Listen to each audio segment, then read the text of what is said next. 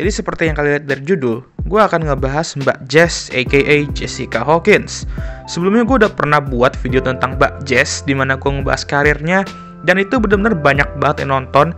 Jadi gue berterima kasih banget sebelumnya bagi kalian yang sudah nonton video itu.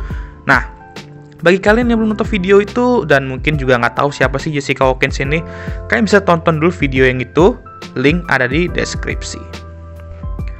Oke, sekarang gue akan ngebahas, bisakah Jessica Hawkins menjadi juara W Series musim ini?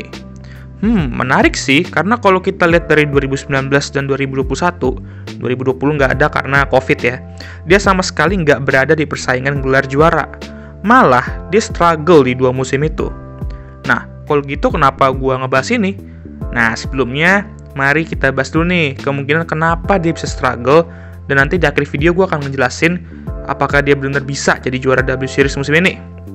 Oke, sebelum dia masuk ke W Series di 2019, dia telah ikut berbagai macam kompetisi balapan, namun untuk open wheel atau roda terbuka, dia hanya ikut di British F4 Championship di 2014, MSA Formula di 2015, atau sekarang dikenal sebagai F4 British Championship, dan MRF Challenge Formula 2000 di 2015 sampai 2016. Ya, itu saja karir open wheel racingnya sebelum W Series di 2019.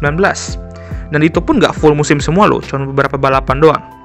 Jadi ya soal pengalaman open wheel racing atau balapan roda terbuka, dia udah jauh kalah banget dari pembalap kayak Alice Paul, Jamie Chadwick, Paige Fisher, Emma Kovalainen, dan hampir semua pembalap W Series di 2019 memiliki lebih banyak pengalaman open wheel racing dari Jessica. Jadi disinilah kita di W Series 2019.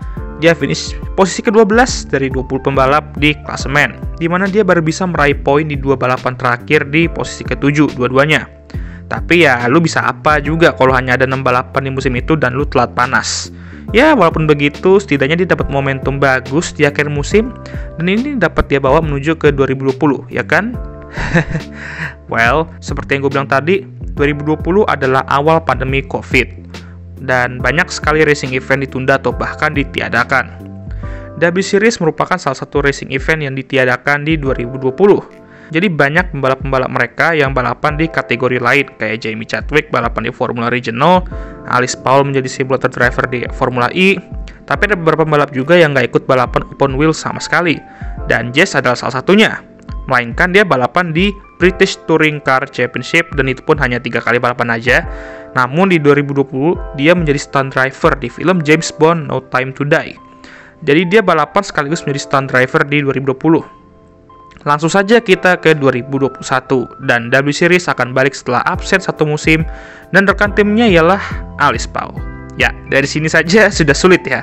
Namun di tahun inilah dia lebih mulai dikenal, karena dia telah bergabung dengan Aston Martin F1 Team sebagai driver ambasadornya. Wow, langsung masuk ke lingkungan F1 ya. Ditambah W Series juga akan menjadi support series F1 di 2021, ya mirip kayak F2 sama F3 lah.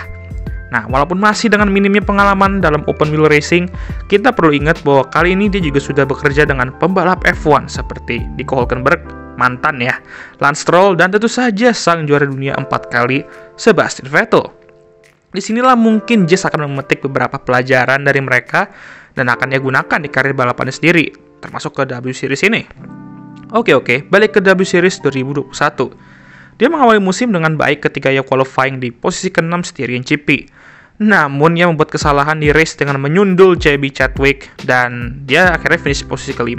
Tapi karena insiden dengan Jamie tersebut, dia harus kena penalti dan turun ke posisi 16. Ya, bukan race yang ia inginkan tentunya, tapi masih ada Austrian GP di minggu depannya, track yang sama, dan tentunya dia bisa mengurangi kesalahannya kan, ya kan? Ya sih, itu dia lakukan, tapi pace-nya tiba-tiba ngilang di race tersebut dan dia finish ke posisi 16. Kali ini karena pure pace, bukan karena penalti. Ya, dia pun juga bingung, kemana pace-nya kok bisa tiba-tiba ngilang kayak gitu. Saat di Silverstone, ternyata ada beberapa berita dan rumor bahwa mesin mobilnya sempat mengalami masalah, dan itulah kenapa pace-nya tiba-tiba ngilang. Di Silverstone, home race-nya dia finish posisi ke-10. Tapi lagi-lagi harus turun ke posisi 16 karena sepertinya dia mengalami insiden lagi dengan seseorang di belakang, yang dimana gue nggak ngeliat waktu itu pas live race-nya karena TV coverage-nya tidak menampilkan apapun ya. Ya, 3 balapan sejauh ini yang seharusnya bisa meraih total 11 poin ya. Jika bukan karena kesalahan sendiri, tapi ya that's racing lah. Jadi dia berada di posisi terakhir klasemen saat balapan keempat. Jadi disinilah dia harus step up dan harus segera meraih poin. Dan itulah yang ia lakukan, di mana dia finish posisi ke-10 di Hungaria. Akhirnya poin yang bisa ia simpan, yaitu yang dia bilang sih waktu itu ya. Setelah itu dia meraih poin beruntun di Belgia, Belanda, dan US balapan pertama, dengan P5 sebagai hasil terbaiknya yang ia raih di Belanda atau Zandvoort.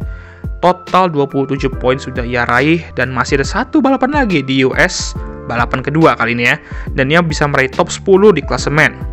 Namun hal yang tidak diinginkan terjadi lagi ketika ia lagi-lagi mengalami insiden, kali ini dengan Sabercook. Ia pun finish posisi ke-15 dan akhirnya ia gagal meraih top 10 klasemen. Dia akhirnya finish di posisi 11, satu di bawah top 10. Ya, setelah 2 musim W Series emang sih ada perkembangan khususnya di setiap akhir musim, dan tentunya dia dapat terus belajar dan evaluasi setelah 2021. Namun ya kesalahan-kesalahan ini benar-benar fatal banget dan dia harus kurangi kalau menurut gua. Dan tenang saja, dia juga memiliki lingkungan kerja yang bagus kok, dan dia pasti akan bisa terus belajar dan berkembang. Di 2022, dia akan balik ke W Series, dan dia pembalap kayak Jamie Chadwick, Alex Paul, Brad Switzer, Emma Kemilianen akan balik di musim ini, dan rekan timnya lagi-lagi ialah Alex Paul. Ditambah banyak sekali pembalap bertalenta yang akan masuk seperti Yuji Noda, Abi Pulling, yang akan menjalani full musim kali ini, dan ya masih banyak lagi. Jadi balik ke topik video ini, bisakah Jessica Hawkins menjadi juara W Series musim ini dengan grid yang masih bilang cukup sulit? Ya, seperti gue bilang tadi ya, menurut gue emang sulit ya, karena banyak sekali pembalap yang skill dan pengalaman itu jauh di atas dia. Tapi lagi-lagi you never know, kita tidak bakal tahu gitu. Bisa saja kita ngeliat aura Sebastian Vettel di 2013 merasuki Jess Hawkins dan dia mendominasi musim ini. Ya, walaupun agak nggak mungkin sih, tapi nothing is impossible dong, hehe.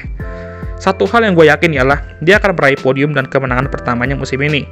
Kali ini, ia akan memiliki 10 balapan untuk meraih hal itu, dan itu menurut gue udah cukup banyak lah balapannya lah.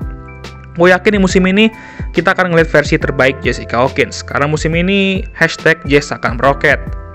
Semoga gue nggak ngejik sini sih, tapi... Itu saja untuk video kali ini, jangan lupa untuk like, subscribe, dan share video gue ke semuanya, teman kalian, pacar kalian, keluarga kalian bebas. Dan jangan lupa juga untuk nyalakan lonceng notifikasi, agar kalian semua tahu ketika gue mau upload video baru. Dan ya, I'll see you guys next time. Goodbye.